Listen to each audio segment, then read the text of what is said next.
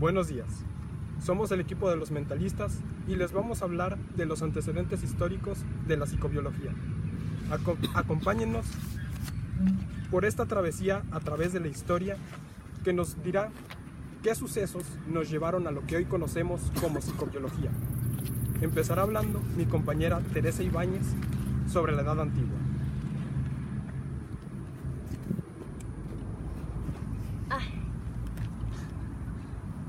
La Edad Antigua empieza en 1700 a.C., cuando se escribe el primer documento en el que aparece nombrado el cerebro.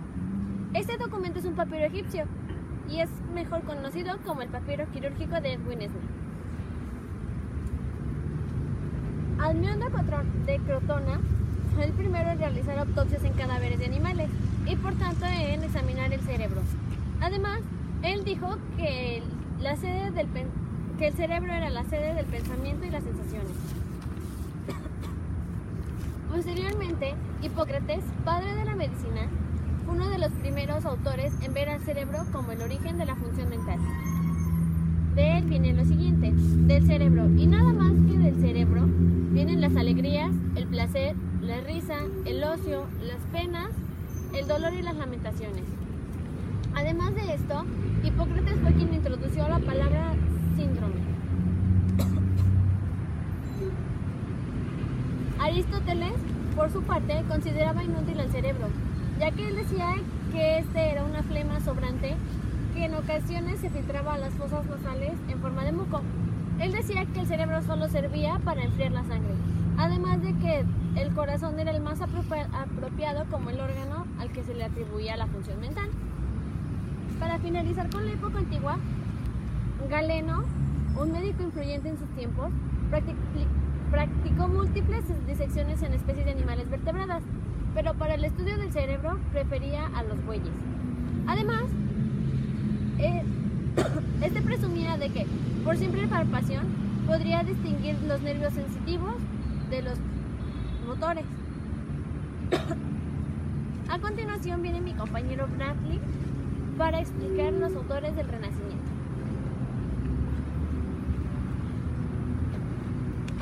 Bueno, yo les hablaré por los principales autores del Renacimiento, el cual empezaremos con Leonardo da Vinci, quien, en base a sus conocimientos de neurociencia, fue el primero en idear un modelo tridimensional del sistema ventricular del cerebro, en el cual para su época era un aporte muy avanzado. Seguimos con Andrés Berzelius, quien en su libro publicado en 1543, La estructura del cuerpo, dividido en 7 capítulos, en el cual en el capítulo 4 nos señala sobre el sistema nervioso y en el capítulo 7 nos habla sobre el sistema y el cerebro.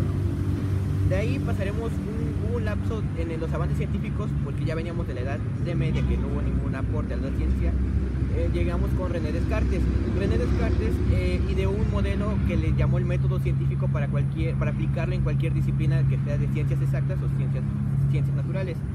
En este modelo él ideó también 2 partes del cuerpo, que se dividía en cuerpo y mente o alma, la cual la mente era algo intangible que no iba en relación con el cuerpo, lo cual este proceso se le llamó el dualismo de Descartes. Posterior vino Leeuwenhoek, quien encontró el ADN dentro del cuerpo y empezó a sospechar sobre la no existencia de la sustancia animal que Descartes había nombrado como parte del cuerpo. Y después llegó James Zimmerman, quien él hizo un experimento con un animal y vio que podía contraerse los músculos, además de que en el experimento se dio cuenta que esta sustancia animal que Descartes mucho mencionó en su libro o mencionaba en su época no existía, puesto a que todas las bases eran biológicas, ya que la mente era parte del proceso del cerebro, era una función que era gracias al cerebro. Y bueno, a continuación viene mi compañero Héctor, que nos va a hablar sobre la época moderna, sobre las...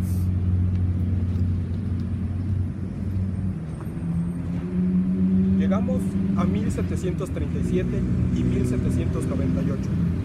En esta época vivió Luigi Galvani, quien realizó experimentos utilizando ya la electricidad para ver qué era lo que impulsaba al cuerpo moverse.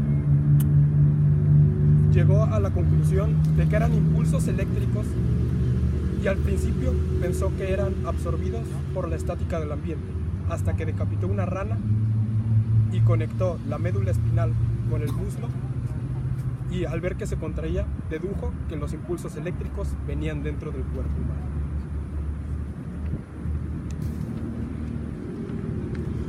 Llegamos a 1824 y 1880.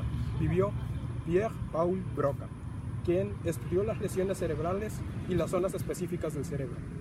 Al atender a un paciente con dificultad de habla, quien había sufrido una lesión cerebral, se dio cuenta de que el lado izquierdo del cerebro era el que manejaba el habla.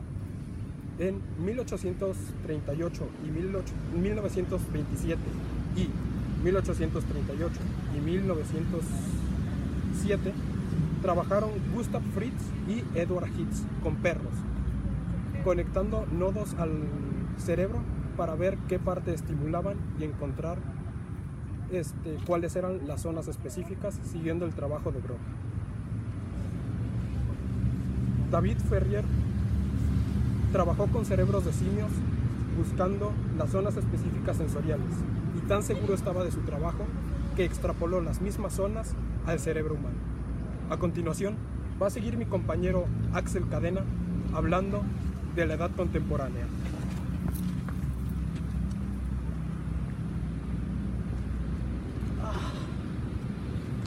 Y así llegamos a 1857 con Charles Sherrington, que era un neurofisiólogo del siglo XX.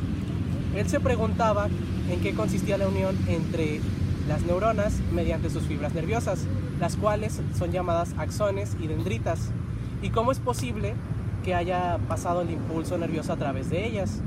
Así fue como a esta conexión la bautizó como sinapsis, la cual actúa como una especie de válvula permitiendo el paso de un solo sentido, y según sus cálculos, dentro de ella ocurría una pérdida de tiempo, es decir, se demoraba la señal nerviosa, por lo que hipotetizó sobre la existencia de una gap o un pequeñísimo hueco imposible de ver.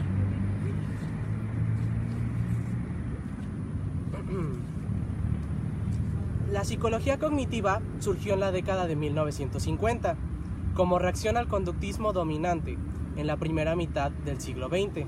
Demostró que los procesos mentales podían inferirse y ser estudiados de forma científica.